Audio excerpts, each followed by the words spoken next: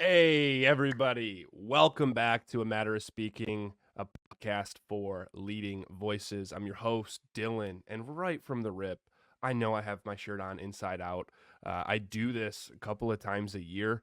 It's a spiritual practice that I took from uh, a member of Lakota tribes in mythology called the Aoka, and they're the cosmic clown, and their job is meant to poke holes in society to remind us that life's not as serious as we take it. So anytime I get myself taking myself too seriously, I say, "Hey, I need some Aoka energy right now." I wear my shirt inside out. They used to do that. They would ride their horse backwards. They would laugh at funerals, because this is all a joke, right? Like should be fun. So if you're noticing today, watching on YouTube, be like, man, this guy's not professional. He's got his shirt inside out. I did it on purpose. Damn it.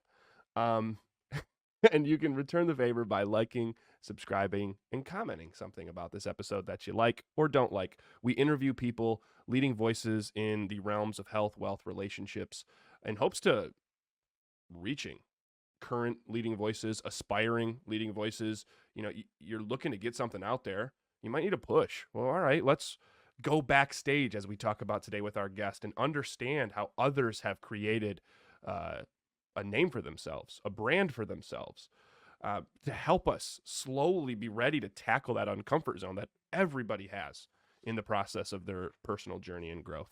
Today, we speak with a master speaker coach at Speaker Mastermind, Sharon Zehavi. She's amazing. Award winning speaker and international branding strategist. She is the fiery creator of Sex Up Your Brand.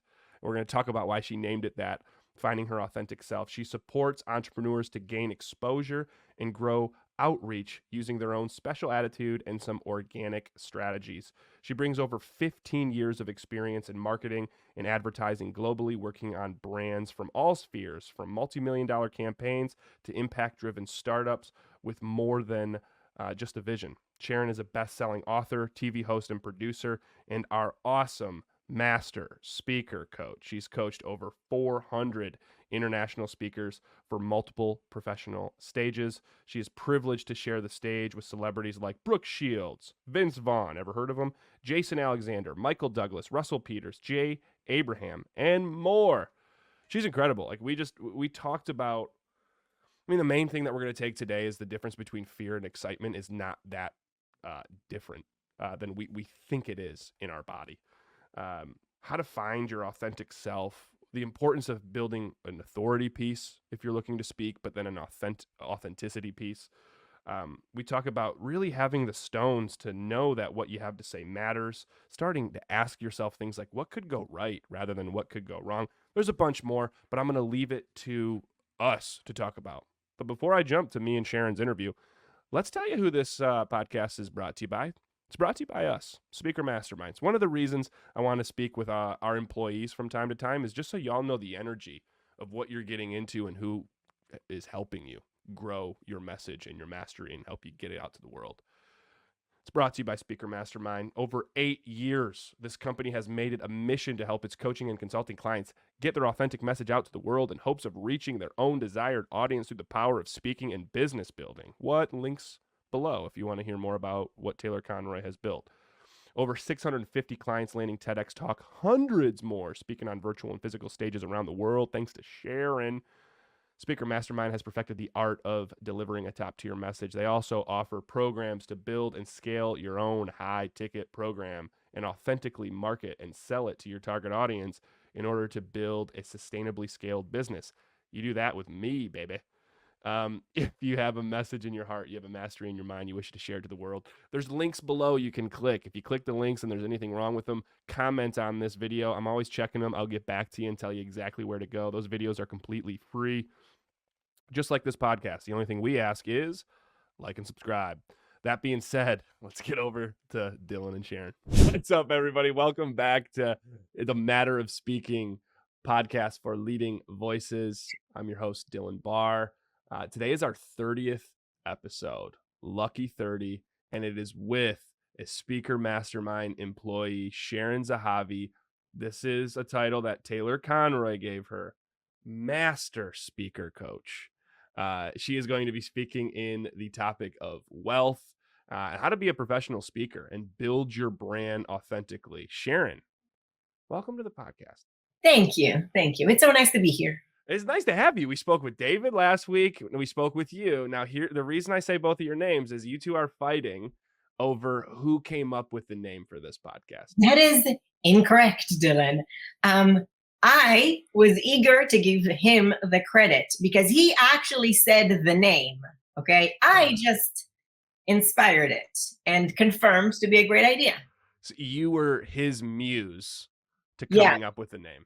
Basically, since he met me, I feel like I could take credit of everything he has created because I've been his muse for every creation. So, Step number one, have confidence if you'd like to make money speaking. Sharon, we even said before this, we are going to fuck with each other on this because that's what we do when we work together. And we want to interview people that work at Speaker Mastermind. So people out there that are listening can see what our culture is all about.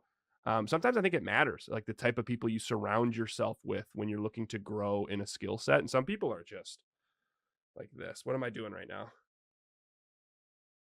What am I doing? robot? You're being a robot. Yeah, being a robot. Good job, Sharon. I'm really good with charades. It's like it's my thing. 2 words. First word. No, I'm going to ask you the question. The first question I ask everybody. I used to ask people what it means to be a thought leader.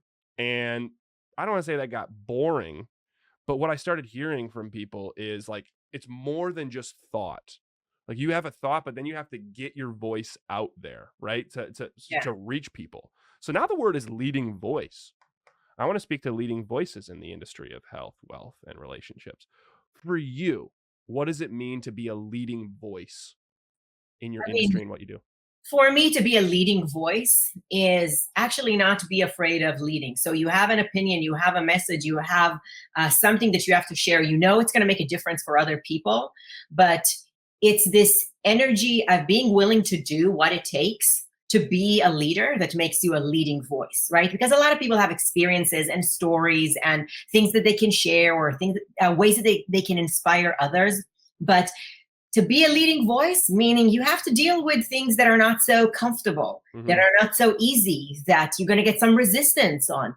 So being a leading voice is like knowing that what you have to say matters. And you're going to do whatever it takes to get it to the people who need to hear it. I love that. And for you, because what you said, the first thing you said is don't be afraid to be a leading voice. You epitomize this for me. What do you do consistently to tackle that fear or to like set that fear to the side? It's a very good question because it's not like I don't have that fear. Okay. I absolutely have it, but there is something that I trained myself to do, and maybe from a very young age. I sort of like replace this fear of, what can go wrong?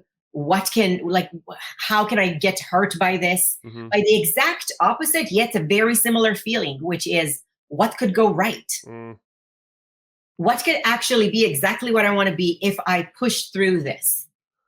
Right? So it's actually a very similar feeling. It's the same feeling between being nervous and being excited. It's the same thing. It's just either negative or positive. So I trained that in me for a very young age, I think. That feeling in your body, you're saying, is the same when you ask what could go wrong and what could go right. But it's that small shift to like, it almost helps you're using your brain to help your body register the same feeling as excitement rather than nerves. As something positive. Yeah. Because most of the time when we're afraid of things to go wrong, they don't actually go wrong. They just don't go as well as they could, which means nothing bad actually happens. Just things stay exactly the same. Yeah. But when you take a chance, good things can happen. So things can change only for the better. Ever rarely they get worse. So that's what I do to try to not register this fear as fear, but rather look at it and feel it and be like, this is like the same feeling, like feeling like this adrenaline before going on stage. Something good is about to happen. And how often do you ask yourself that question? What could go right? Is it just before a big performance? Do you try to bake it into an everyday ritual? I honestly ask myself that question all the time. And I say all the time because it's not just big events, it's small things. It's something like, somebody tells me, hey, do you want to come to this networking event? And I'm like, I'm not tired. I don't want to. It's far. All the reasons. Mm-hmm. And then I ask myself, okay, well, what could go well if I go? Right?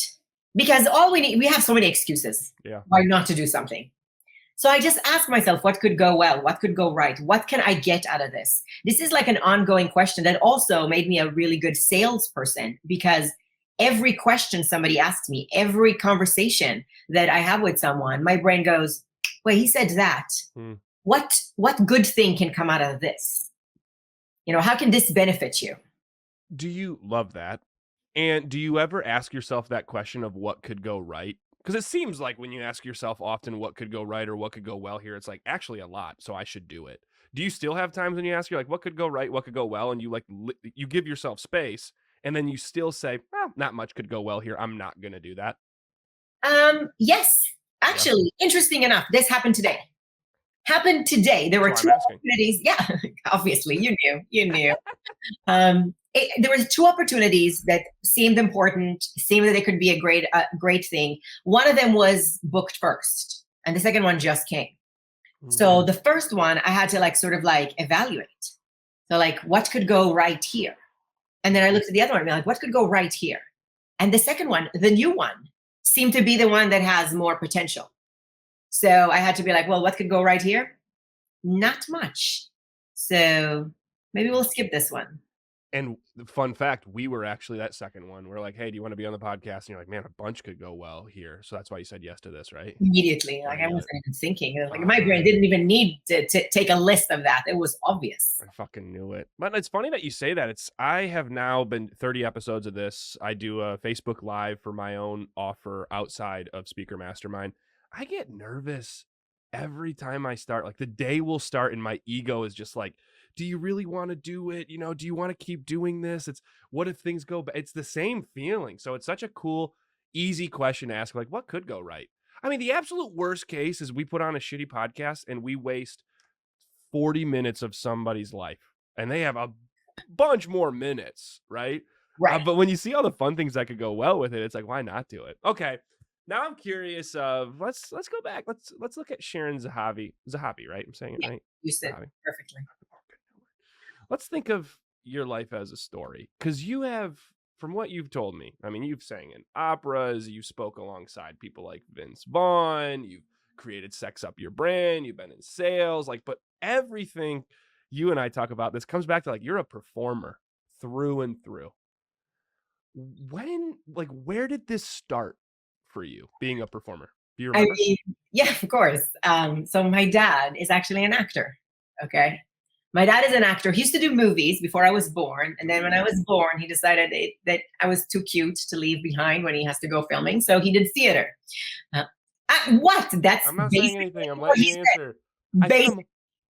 I'm letting you answer. You're too cute. He stays on, he does theater. Continue. Yeah, that's right. So I knew him as a performer, like a stage performer, from the moment I was born. And you're just born to the world of, costumes and lighting and stage and the smell of the smoke machine, which I don't know, only a performer knows what that smell feels like in your body. Nerd.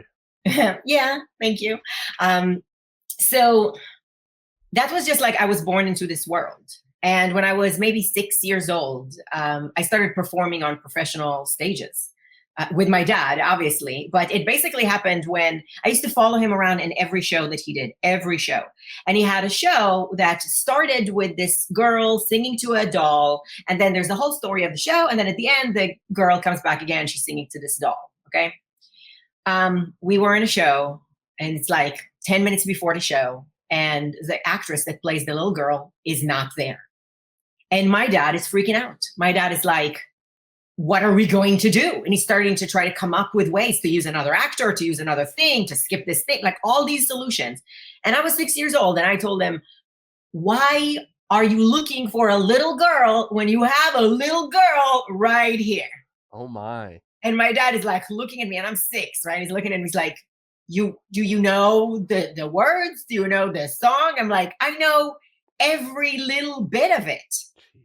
Right. So he's like, okay, I say this. And what do you say? I'm just line after line after line. I'm just like, I got this.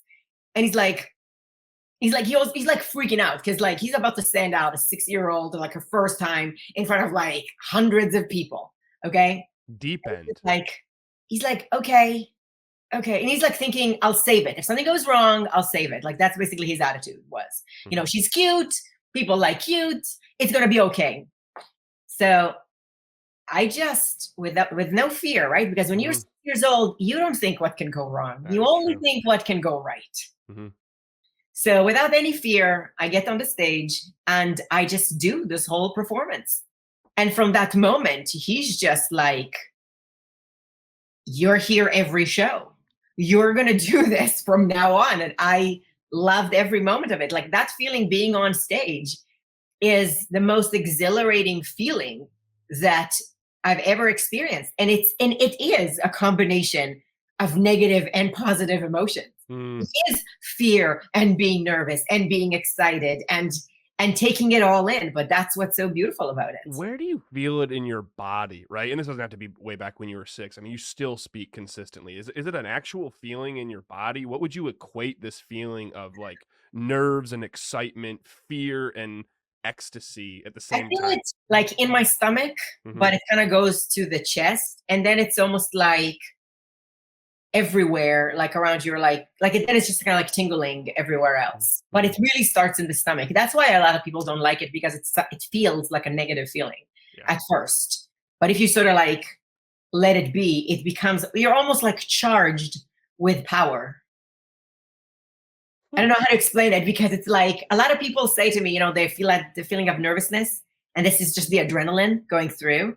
And to me, an adrenaline is like a wave. It's like you can resist it and fall on your face and suffer greatly, Mhm. or you can ride it and it's going to be amazing. Yeah, it's almost like anything we do with it's adrenaline. Because the reason I ask that is I want you to explain it like someone would explain why they jump out of planes, right? And it's because again, it's the same fear. It probably starts in the stomach, and we're used to registering this as something negative. Now, if we stay stuck in the stomach, we're gonna tighten up. But if you breathe into it, you're saying this goes to every part of your body, and it's just tingling. Yeah, but it's like it's also there's something about like it's the moment right before you go on stage, it's terrifying. Hmm. Even me with like years and years of experience since I was 6 years old, Hmm. my brain goes, turn back. It's Yeah. awful. We're gonna ruin it. Why are you doing this? Please go, please go. Don't stay here. Hmm. I hope something goes wrong. Right? My brain Hmm. just freaks out right before I stepped on the stage.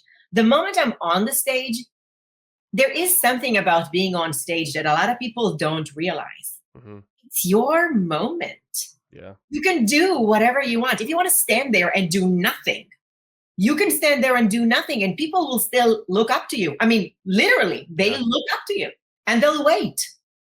So you have all this to play with when you go on stage. It's not scary because they're the one waiting to hear from you. Yeah. It's interesting to hear that from you because I would say you're a very confident woman or you exude confidence, right? And then to hear that from you is you still get nervous. But also what comes from it is it speaking and putting yourself on stage really forces you into this present moment, true present moment that you could do anything with. And you have the crowd kind of wrapped around your finger, waiting on bated breath of what's coming next. So, kind of coming back to this, so you speak when you're a 6 year old, or you go out perform when you're a 6 year old. You sing to a doll twice. You're like, I got this, and you continue to do it. You when did you realize you're onto something? Was it right from the beginning? You were, like, addicted to it? Did it come later down the road? I mean, I'm pretty sure that from the moment, like, I probably even earlier, I just identified as like as a performer, right? I remember every moment in my life that I remember. I'm already like looking for opportunities to Mm, perform. mm, I remember like when I was 7 and like in school, and I'm literally like fighting over reading roles with other kids. mhm. Like they're like, "Oh, I have to read this thing," and I'm just like, "You don't like it? Is it hard for you? Don't worry, I'll be right there for you. I'll read it. It's great." So it was from a very young age, and I think it was because I was born into the world of theater. I didn't see it from the audience. I got to see it from backstage. Mm. And backstage is where the magic happens, right? Like everything is awesome. Everything is great. You see how it's done. You see the conversation, the decisions, the energy. And I think that's why it was never, like for me, that felt like home. Hmm. I'd be curious for other people. It's like asking anyone that's watching, it's like, what's your backstage? Because it seemed like for you, it was a way to kind of ease into it before you're like, I'm doing this, because you see how the sausage is made behind Yeah. the scenes. I'm writing that down. Hold on. Because we only have 30, 40 minutes. I want, like, when did speaking come into this, right? So you're performing. Speaking was much, much later. Okay. Yeah. I mean, I was performing since I was 6 till I was like, I don't know, like 20 something. Like I was just like performing in any opportunity, everything. Plays and musicals and whatnot. It was my passion. And I never wanted to make it a profession because I saw the people who chose to do it as a profession and I could see how they lose the spark for it because they're like, they have to do it because for the money and they need it. So I never wanted to lose the spark for it. Now, I started my business that was like I had like a studio in Toronto where I was doing like brand makeovers for people and some graphic design and retouching for photos. So that was like my business because besides performing, my other thing that I really enjoyed was painting. And that sort of led me to graphic design because my dad, who's an actor, it was important for him to tell me that you can't make money from art. So please don't go into the arts. So I was like, hey, graphic design sounds like the closest thing to painting. So I ended up building a studio that was all that. And then it was hard for me to scale it because it was all very much relying on my skill set and my ability to give advice to people on what it is that they need. So I hired a coach. And that coach, I saw him in an event where he was speaking and I was like, that guy's got my energy. I like it. It's great. So I did one session with him. And in that session, besides doing a lot of things, like we actually created a lot that changed what I really wanted to do. But he was the one who said, because I'm like, where am I going to get new people that want what I do? And he's like, why don't you go speaking? And I'm like what you did, like just go on stage and like talk about stuff and then get him to buy something.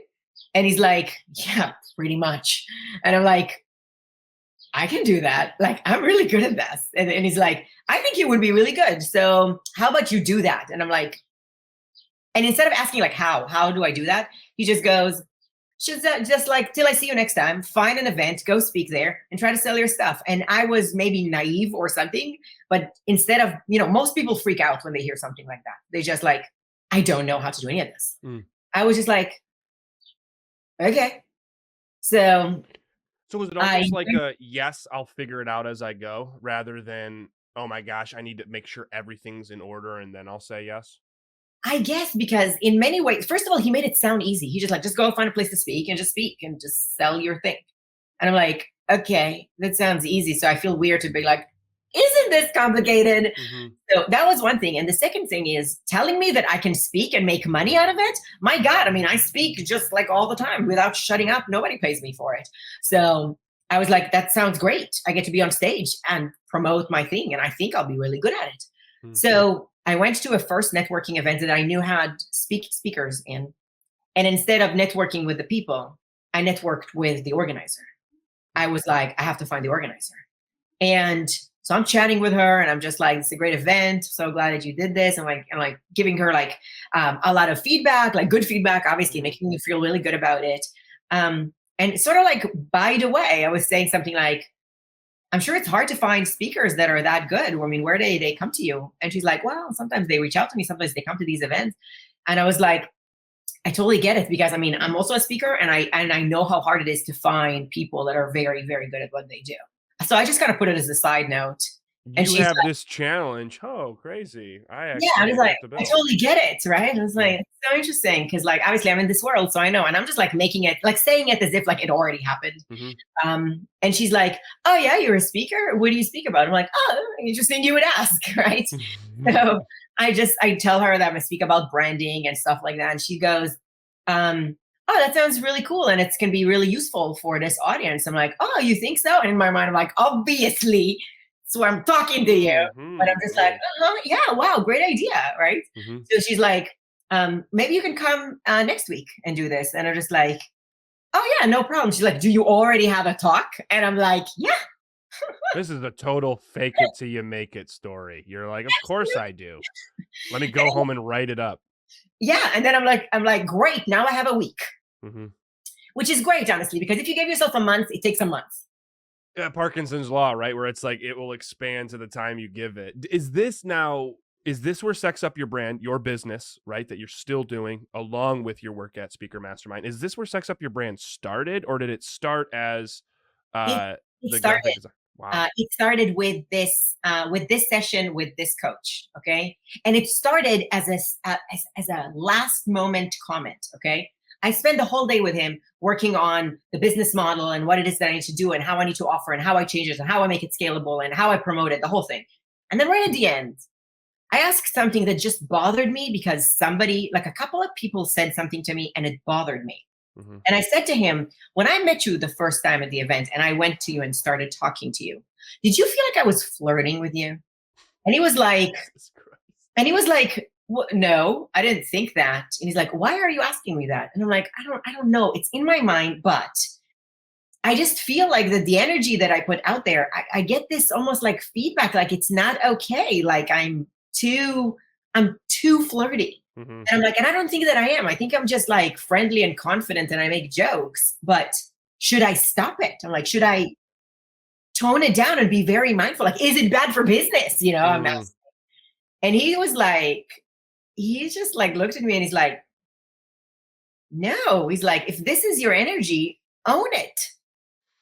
He's just like, make it exactly what it is. And the people who are not attracted to it, they're not going to be your ideal clients. And the people who are attracted to it, they're going to stay with you forever. Mm. And it basically felt like a permission to just lean into this natural energy. It's interesting. You and I have talked about this in one-on-ones working at Speaker Mastermind because it's called Sex Up Your Brand. It's so meta, right? That's your brand. And what you help other people do is find this unique voice. I love that you say it's like, if this is your energy, own it. So what you do now is it's very authentic. And you're like, well, if I'm going to, lead from the front and do what I'm asking my clients to do, you bet your ass this is what my brand's called. It's Sex Up Your Brand. So I guess that leads to the other question that I had for you is, why do you feel this offer was so needed for people out there? I mean, I can tell it from like a point of view of a woman, which I don't know if you can absolutely relate to, because I don't know if it's the same for guys, but I'm not a woman. I've noticed. So I can't. I'll try my best. I'm just saying, maybe you'll relate to it too, but I can tell you that every woman I'll say this to, she'll get it, okay? Mm-hmm. From a very young age, we are expected to be one way, do something, be pretty, be sweet, be nice. Like people are trying to fit us into these like boxes. And then by the time we're like adults, we don't know who we are anymore. Yeah. We don't know what we like. We don't know what we enjoy. We don't know what we want to be. We just know what we're supposed to be. And as a woman, you get so many contrasting like messages on that. Mm. So many. You should be more loud. No, you should shut up and be more quiet. No, you should be confident in who you are and the way you look. No, you should lose weight and look like other people. Okay. And you get this all the time. So to me, when I got this permission to be who I always was, and I can just attract people who like that energy, it was such a relief. I almost felt like, like the story of the ugly duckling. Mm-hmm. I always thought that like, it's almost like he was not like, oh my God, I'm a beautiful swan. Actually, the thought that came to my mind was more like, oh my God, that's why it was so hard being a freaking duck. It's so hard to be something you're not. So much effort, so much energy. So I feel like when you're in your element, in your power, that's when you can actually make a difference. Yeah, it's very interesting. And you bring this up for, do I feel it as well? Now, I'm speaking as a Midwest male growing up, speaking with like-minded Midwest males. You do have this constant need to be like, it's a provider energy. Like you need to go provide, you need to make sure you do this. And then when you get, so that's all you focus on. Then you end up getting a 9-to-5, or a lot of the people that I know, so you get a 9-to-5 that you hate. And you're like, oh my gosh, I have to do this. I'm locked into this now because I've been told for so long to be a provider. So I totally get that. And I think a lot of people, Because let's be real. I'm about to be real. Permission? I love that. Speaker Mastermind, we help people land TEDx talks. That's kind of like the intro. A lot of people's like, I want to get my message out there. I want to land a TEDx talk. I want you to, that our number one core value is radical transparency, lady. I know. What you do with Sex Up Your Brand, how do you feel it differs from what TEDx does? Well, you mean what it does for people? Yeah. Like, how does it differ from because people want their voice to get out there, right? So TEDx helps people get their voice out. One way that is very powerful to do that, right? To reach out to a lot of people, to send a very clear message that they'll listen to because it's succinct and it's powerful and it's all the way, right? Like it's a very good strategy to be recognized as an authority and send your message out. What I do, with Sex Up Your Brand and even my mission, just to help people identify their voice and their brand and their energy and everything beyond that, is everything that can happen after that TEDx. Okay. Because once you're out there and people look at you, you need to make sure that you stand out from the crowd. You need to make sure that you continue building your credibility and authority so that more opportunities come.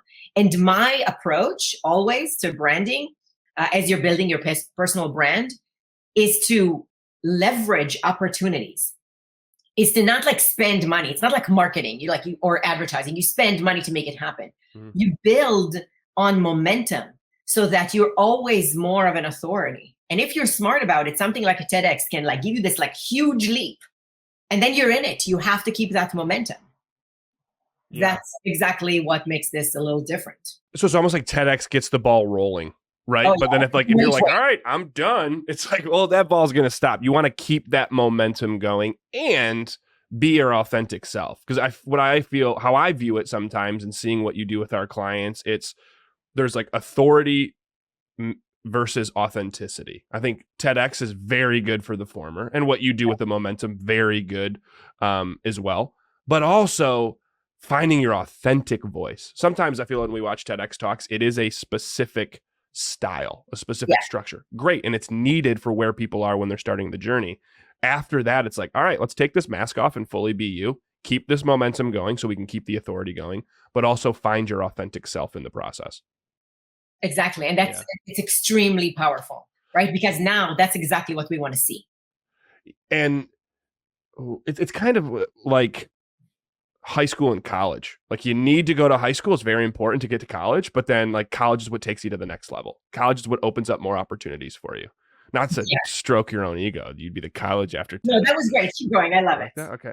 No, now it's your turn to teach the audience. You think of speaking. Someone's like, oh my gosh, it's so much that goes behind speaking, building a brand online. What would you say?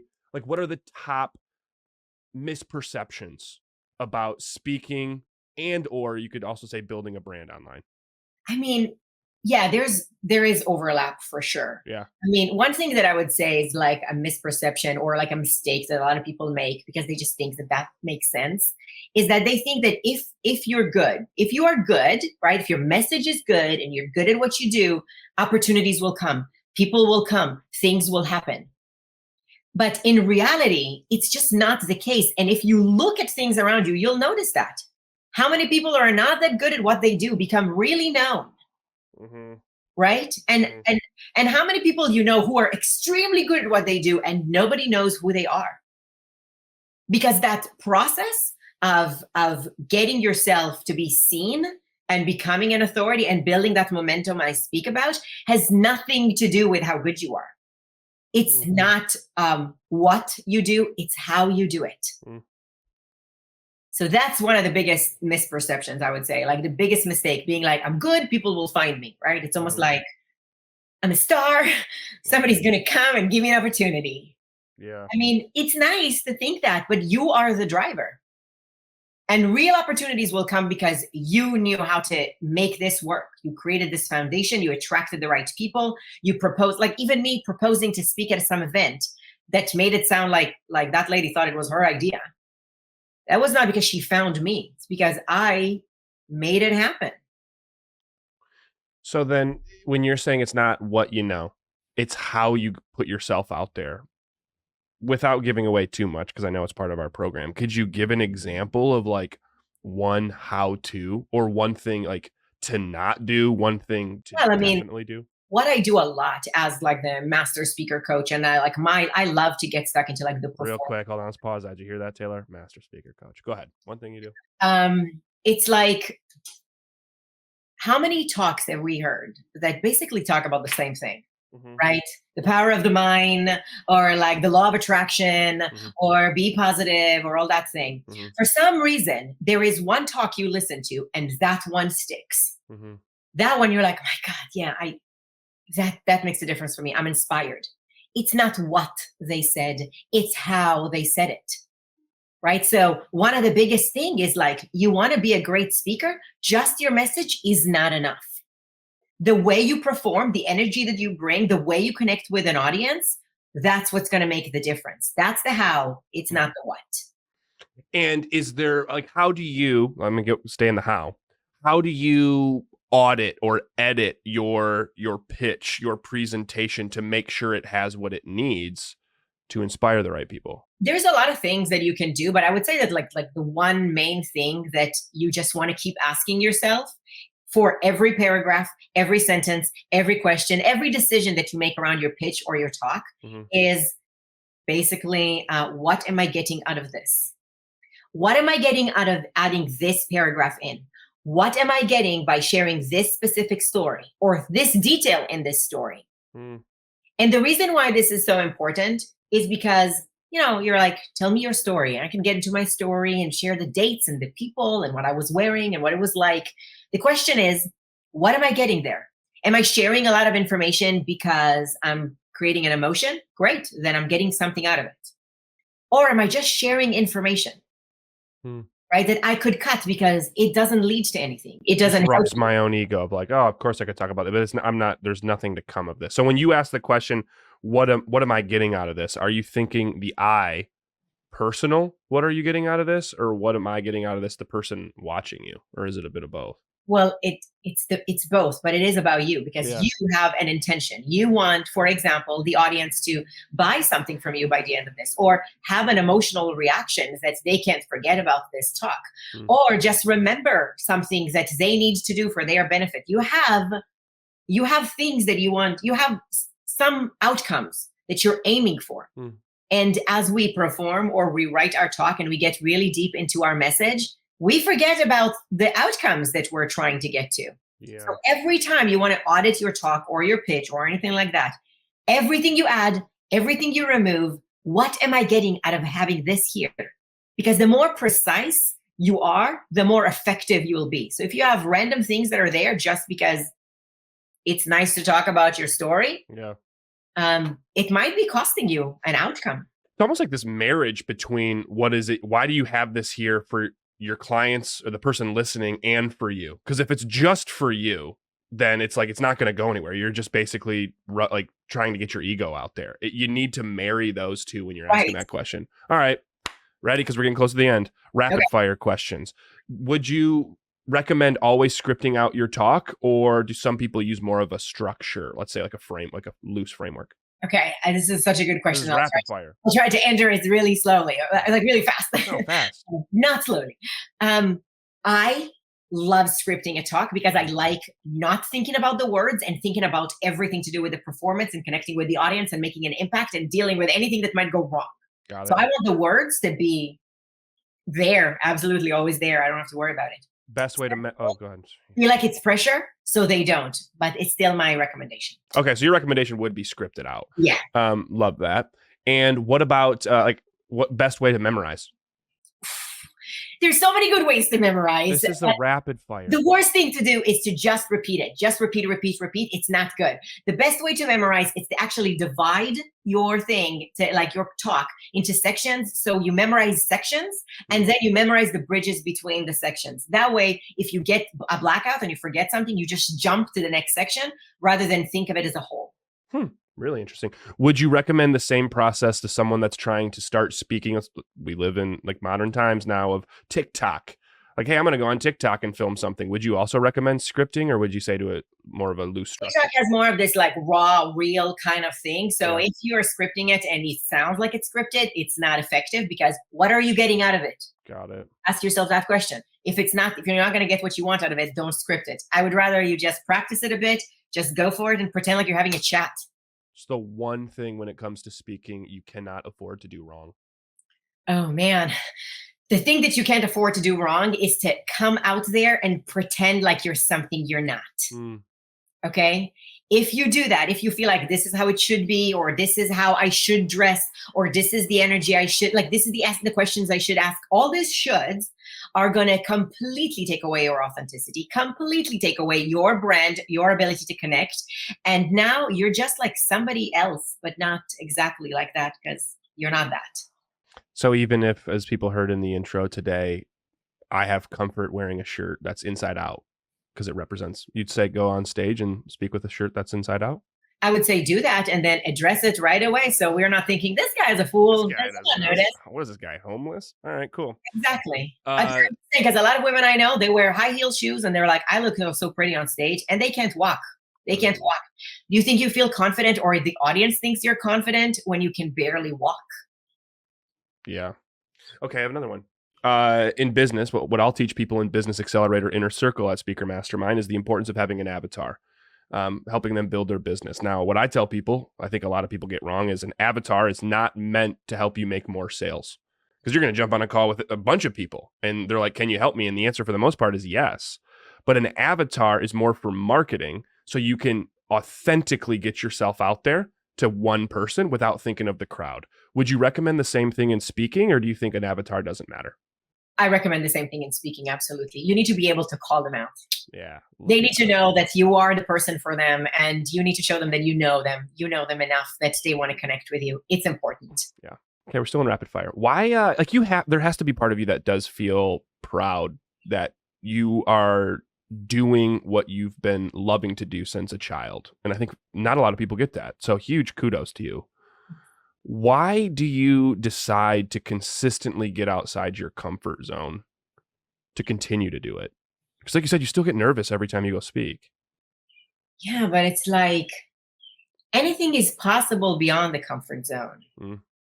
If you're in your comfort zone, it means that you sort of like exhausted what was there. And you're just kind of like, I mean, you see it in like the movies, in like cartoons, when, like Jasmine is in her like castle and she's just like, I really want to go out there, even if it's just to the market. That need of seeing what else is out there for me is inside all of us. We just shut it down. I just don't let it get shut down. I'm doing my best to not sing the song that I can show you the world. I don't know the rest of it. Why do you feel, though, because that's great for someone to listen, like if we're honest with ourselves, why do you feel most people don't get outside their comfort zone when it comes to their passion or their mastery? I mean, it's very simple. At some point when you're comfortable, right? Like when you're in a comfort zone, you feel like you have more to lose than to win. Like this, you just feel like I might lose what I got now. This is fine. What do I need to even bother? Because our brain is designed to keep us away from danger and therefore opportunities, things that appear to be a risk. So it constantly tells us to just stay where it's safe, right? But we think it's the voice of logic. It's not the voice of logic. It's the voice of fear and our primitive brain that's just trying to keep us away from danger, when in reality, it's not danger to try and push your limits and try to make something happen. It's only exciting. It's only something good, because you can always go back to that comfort zone. Okay. Before I tell you what I'm learning here, there's two more questions. Second to last question. Like, let's say someone's listening to this right now. You're pretty good at influence. They're on the precipice. They're like, they've been slowly being like, I want to get outside this comfort zone. I really want to pursue this. But again, that fear kicks in. What would your message to them be? This is the message. That voice inside of you that tells you that there is something that you have to do or you want to do, it doesn't actually go away. We shut it down. We try not to listen. But that's why you see people in their 60s suddenly change careers. And you're like, my mom went crazy. She decided she wanted to be a professional tennis player. She didn't go crazy. She wanted to do that forever. And she just tried to shut that voice down. Okay. And you hear it a lot. You have a calling. You have something telling you that this is what you want to do. The more we ignore it because we're following other paths, the less happy we are. We might be comfortable, but we're never happy and we're never satisfied.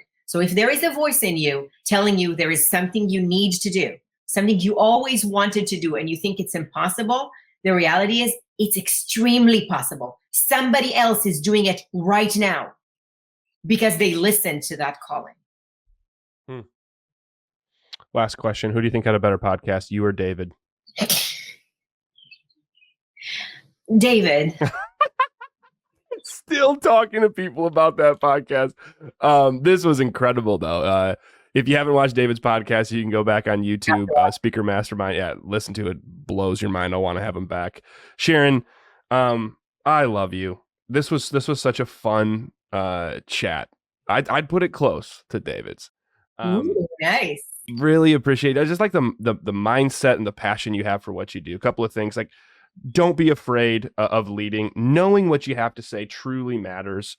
I love that you get in a ritual of just asking yourself what could go right. And like, that's your mantra. It's such a simple mantra. It doesn't need to be this crazy spiritual thing. It's like, no, what could go right? And just lean into that. I something that I took out of it is asking someone that's getting ready to get in, what is your backstage? Where could you go to start to see how things happen behind the scenes, which gives you, a little bit more comfort to then go tackle it. Do your passion first. Let's not worry about profession. I think staying focused on what we love to do and seeing it as a passion. And knowing that if you do decide to go speak, like, own your energy. Don't go out there to be somebody that you're not. There's so much more. Authority versus authenticity. Towards the end, knowing how our brain is kind of set up to stay in comfort because everything seems to be like a risk. But this whole energy of like fear and excitement are the same thing. Train your body for that. Yeah. Thank you so much for being a part of this. Okay, I was going to say something else too. I'm glad you didn't come in.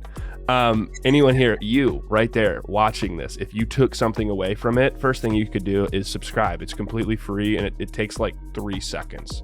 Hold on.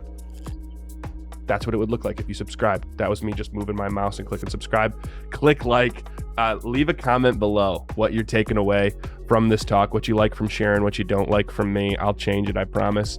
And then we're going to be back next week with another episode. But all of that to say, Sharon, you're amazing. Thank you so much for being on A Matter of Speaking. Great title, by the way, for a podcast, right? Thank you for inviting me. I thought so too. Everybody, we will see you next week.